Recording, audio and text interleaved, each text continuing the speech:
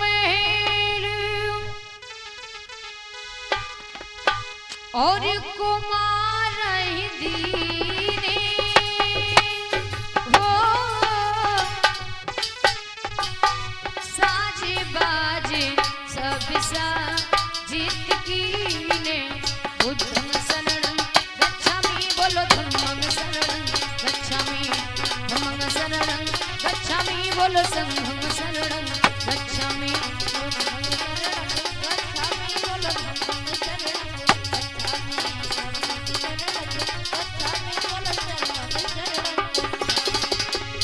और कहते हो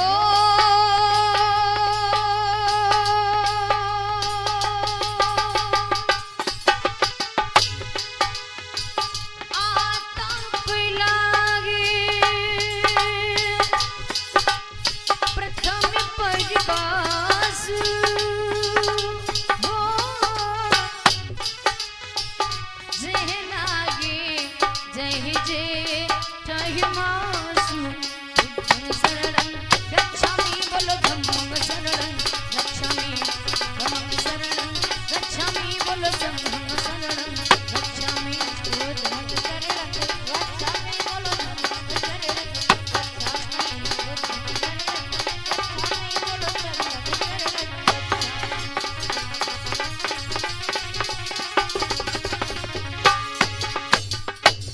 तो कहते हैं कि 3 महल कुमार दीने और साज बाज सब सजित कीने।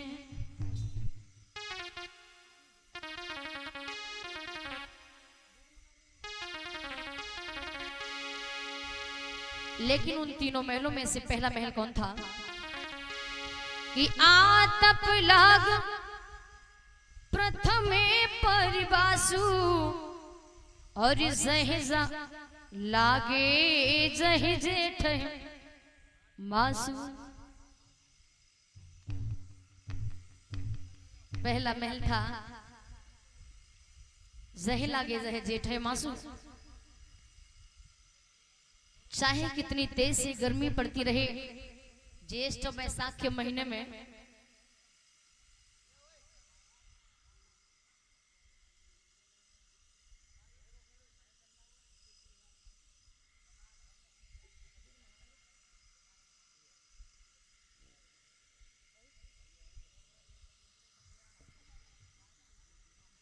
ज्येष्ठ वैशाख के महीने में गर्मी पड़ती है कि सर्दी?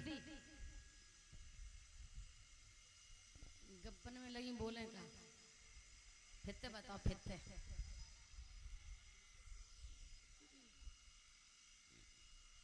ज्येष्ठ वैशाख के महीने में गर्मी पड़ती है सर्दी? सर्दी गर्मी।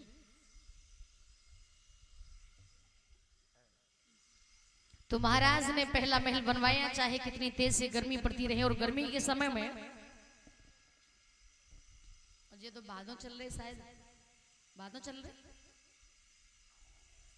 तब देखो सड़ी गर्मी। अगर हवा भी ना चल रही हो, लाइट भी ना रही हो, और गांव में हरे भरे वृक्ष भी ना खड़े हो, और चच्चा ये जो हैंड फैन चल रहे ना, अगर ये भी ना हो तो कितनी गर्मी लगती है। कैसा लगता? ऐसा लगता कि जैसे उबले जा रहे हो, ऊपर जा रहे हो।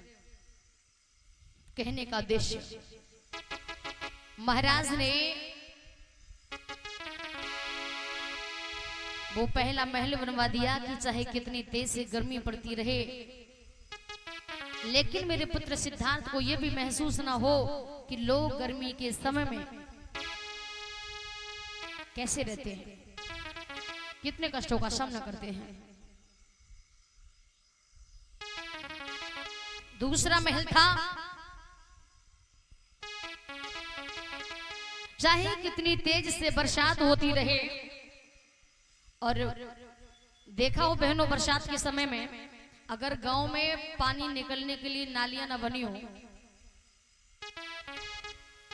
तो फिर जितना भी पानी होता है वो सारा गलियों में भर जाता है। जब पानी गलियों में भर जाता है तो कूड़ा कचरा जो भी होता है भैया वो बह के सारा ऊपर आ जाता है। फिर लोग इधर से उधर निकलने में परेशान हो जाते कि नहीं हो जाते। लेकिन बरसात में सबसे बड़ी समस्या, तुम देखो जगह जगह केंचुआ निकलते, बिना चप्पल के निकलो नहीं जाते।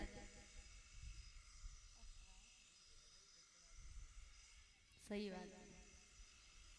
अरे केंचुआ जो होता है वो किसान का मित्र होता है।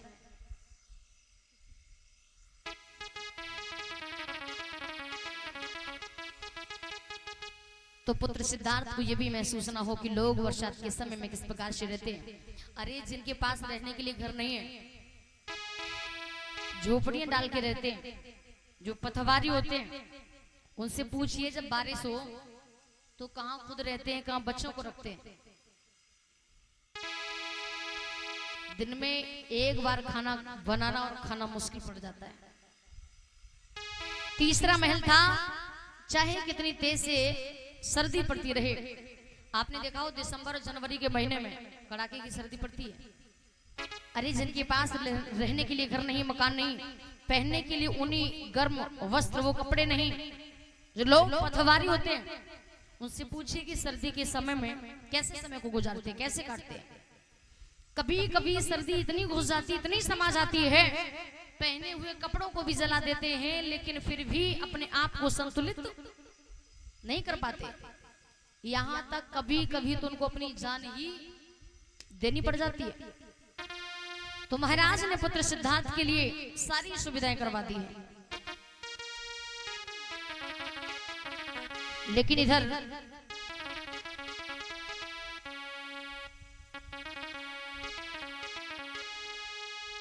मैया यशोधरा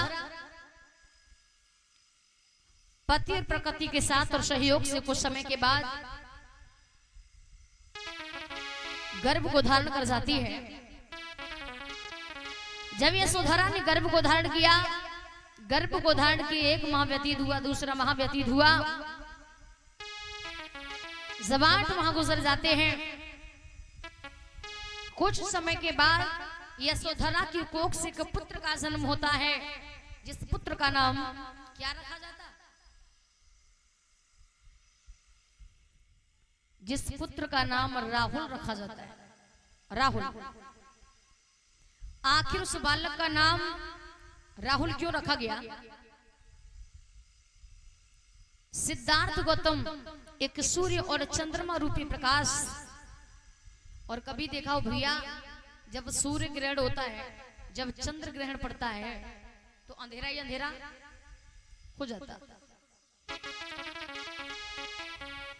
तो सिद्धार्थ गौतम सूर्य और चंद्रमा रूपी प्रकाश, लेकिन उस सूर्य रूपी प्रकाश के सामने वो राहु केतु के समान रास्ते को रोकने वाला घर में बेटा राहुल आ चुका है, इसलिए उस बालक का नाम राहुल पड़ा, राहु केतु के समान।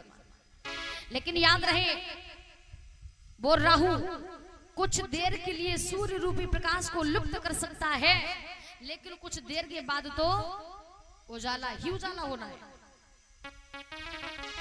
अब तो जैसे ही घर में नाती राहुल आया है तो महाराज सिद्धोधन को जब पता चला तो महाराज सिद्धोधन फूले नहीं समारे, लेकिन सिद्धार्थ गौतम को इस बात की बहुत बड़ी चिंता है। लेकिन महाराज सिद्धोधन फूले नहीं समा रहे, कैसे?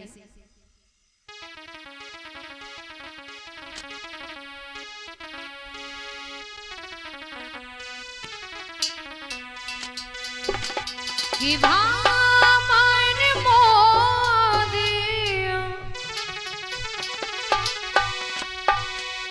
और भयऊ भले नाती,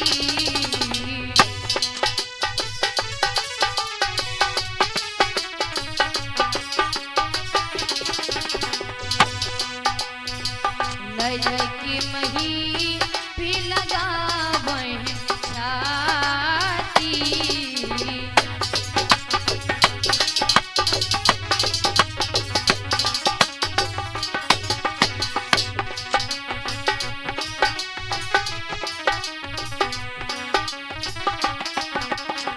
तो कहते महाराज विचार करे ए भाया नया सी सुख